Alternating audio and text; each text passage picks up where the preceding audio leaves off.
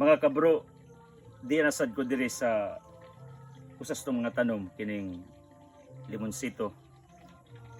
Narinis kilid ato gibutang. Tambok siya kayo. So ato ni siyang tan-awon og naabay pod or whatever insekto para atong matambalan, atong matiman. Gini usa nis mga timaan nga naa siya'y insekto or predator, in other word mo ni mo kaon sa iyang dahon or iyang sanga. Kay kundi ni mo atimanon ning medisina, daganang utana unsang medisinaha ang atong gigamit. Kombinasyon ni og malatayon, yan pa ko'y gibutang for vegetables. Pero naa mo gali organic kanang sili bitaw, inyong dukdukon, daghanon ninyo. In fact, ang akong sili nga video today it reaches already 500,000 views. Usas mga nag-viral nato sa atong mga videos. Despite ang atong following, dili pa kayo daghan, almost 8,000 pa today, November 22. So what should you do ni ining limonsito parang di ni maupaw niya mo survive? Isprehan gani siya. Either insecticide or katong sili nga akong giingon ninyo. Why choice?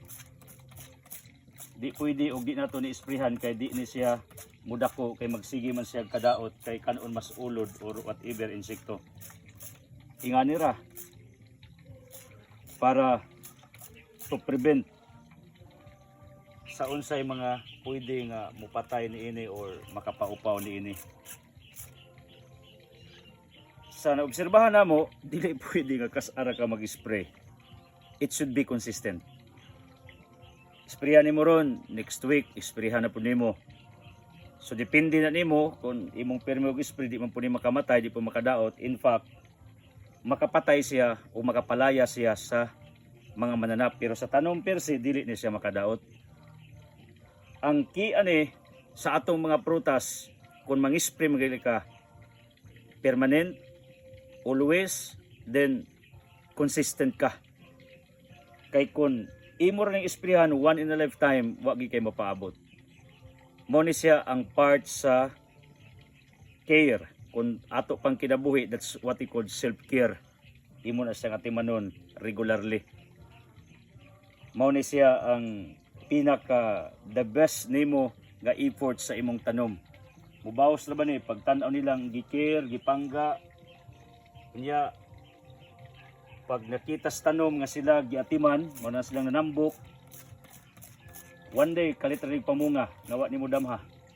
So this is the limonsito, grafted ni siya. Lahi pa itong akong ipakita niyo sa atong limonsito as ubos, kaya naman ta diri sa atong middle of the mountain sa atong gidevelop nga lugar. Ako raman ning gibutang diri, kaya ako ning gi-eksperimentuhan, siyempre ni survive na. Dako na and soon mamunga ni siya. So what should you do? Pag mang-spray mo, isipin yung teacher nga mag-uuma, be consistent, permi ha, balik-baliki. Mura bitag babae, pag panguyaban ninyo, pakipot yun na, labi na sa mga hard to get women, mabuang kag panguyab ana, usap pa na musugot. Ngunay giingon, walang matigas na tinapay sa mainit na kape. Wala day babae nga mudili sa laking maayo, musulti o mudiskarte, labi na kung daghang sugar-coated statements. But what is the reason nga nung babae musugot? Because of the consistency, the aggression of the man nga nag-court sa iyaha. That's the way should be applied sa atong pag-spray, pag-care sa atong mga tanom. Kung di ka consistent sa business, di ka mo prosper. Manira ka, then able, no. Narbaho ka, di ka consistent, ipara out ka one day. So, kung mag-farming ka, di ka consistent sa imong gitanom, di ka consistent sa imong pag-care, ang ending ana, wag gina siya maayo nga resulta.